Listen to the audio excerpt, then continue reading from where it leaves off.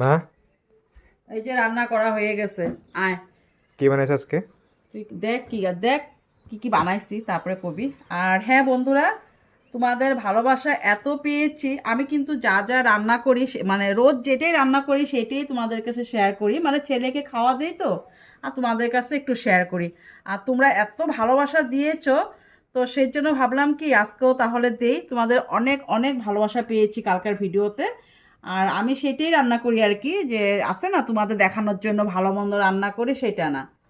তো এই যে পেঁয়াজ তলদিকে, কাঁচা লঙ্কা, আর এটা ক্যাপসিকামের বড়া বানাইছি, আর বাঁধাকপি ঘন্ট, বাঁধাকপি ঘন্টটা তো বানাইছি দিয়ে কড়াশুটি দিয়ে।